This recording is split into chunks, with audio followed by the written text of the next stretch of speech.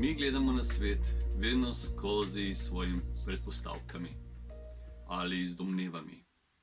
Mi nikoli ne vidimo svet čist tako, kot je. Mi vidimo te in te faktorje, te in te edinstvene stvari, ampak mi jih povežemo vse skupaj z nekimi predpostavkami. In predpostavkami to pa ne pomeni, da vemo. Predpostavke ne pomeni znanje, ampak pomeni nevednost. Tako da v življenju mi živimo vedno v neki nevednosti. V resnici ne vemo, kaj je res smisel življenja. In ta nevednost, to izgubljenost, ta tema je neprijetna. In zaradi te neprijetnosti vedno nekako bežimo ven. Bežimo v neke čutne užitke, ali pa se izgubljamo v informacijah, ali pa iščemo nek smisel življenja skozi iskanja nekih projektov in nekih drugih del, nekih ambicij,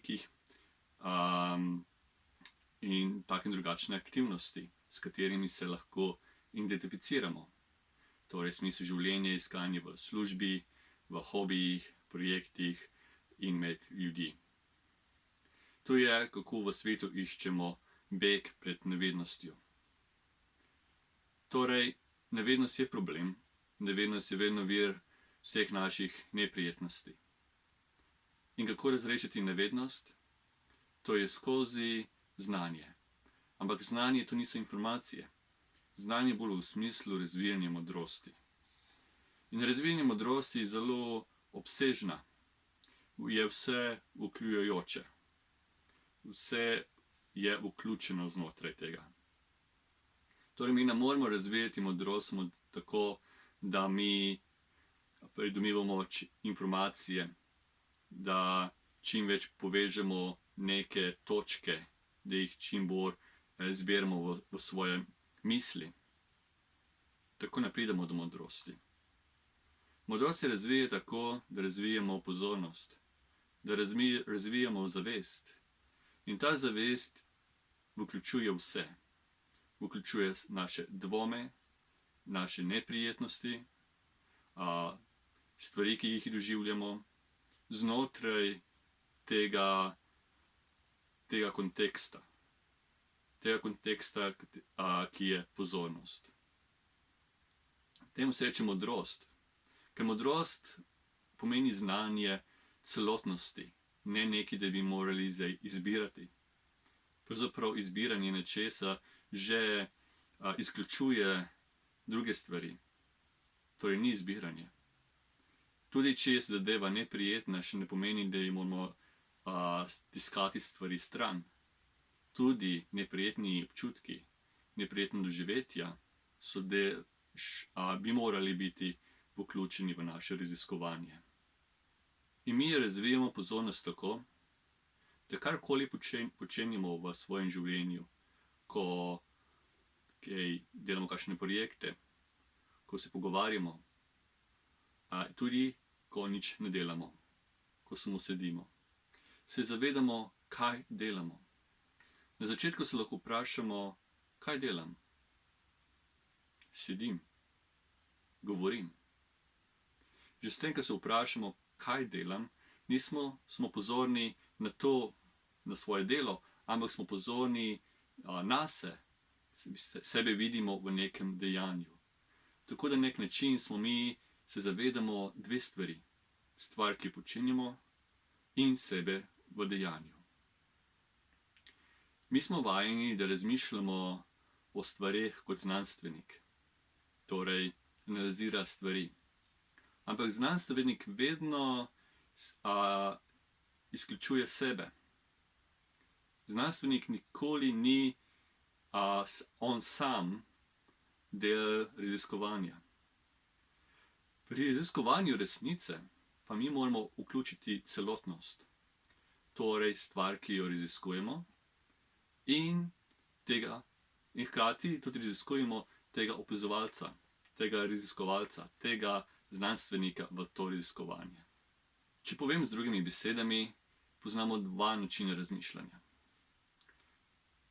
prvi način razmišljanja, ki je običajen v svetu, lahko mu pravimo abstraktnost.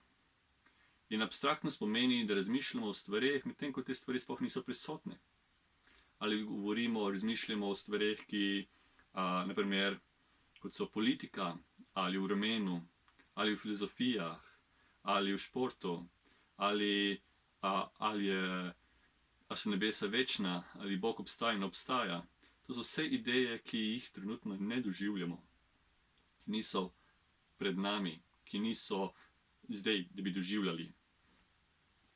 So le v naših mislih in mi potem samo razglabamo skozi našimi predpostavkami. Drugi način razmišljanja se reče konkretno razmišljanje. Konkretno pa pomeni, da mi razmišljamo, da mi raziskujemo o stvareh, ki so trenutno prisotne. Torej, kaj to pomeni? Jaz zdaj govorim, to je moje doživljanje. In jaz lahko zdaj tudi razmišljam o tem doživljanju. To pomeni, da sem jaz popolnoma prisoten v tem doživljanju. In s tem doživljanjem potem postanejo stvari vedno bolj jasne. Šele takrat lahko rečemo, da mi raziskujemo in pozujemo in prepoznavamo celotno sliko. Stvar, ki je pred nami, in to doživljanje v splošnem smislu. Ker ta stvar, ki je pred mano, ta specifičnost, ne bi obstajala brez neke osnovne sistema uma, tega sistema, tega funkcionalnosti uma, doživljanja. Rabi to. In zato, ker mi ne razumemo to naravo doživljanja, se potem izgubimo v tem specifičnosti. In mi potem samo analiziramo, ne da bi poskušali razumeti naravo doživljanja. Ljudje se razglabljajo o tem, kako dobiti informacije. Ne razmišljajo pa o tem, kaj narava intelekta, kaj narava doživljanja. Ljudje se radi kregajo in razglabljajo, v kaj verovati in v kaj ne verovati. Ampak nikoli ne razmišljajo, kaj narava verovanja. In šele potem, ko smo popolnoma odkriti, ko smo popolnoma transparentni, ko razvijamo pozornost, ko znamo stopiti nazaj in raziskujemo celotno perspektivo, celotno sliko našega doživljanja, šele takrat pride razumevanje. In z razumevanjem pride opuščanje. In z opuščanjem pride mir. In to je sreča, ki ni odvisna od ničesar pred nami. In ta sreča potem je večna in to je pot do luči.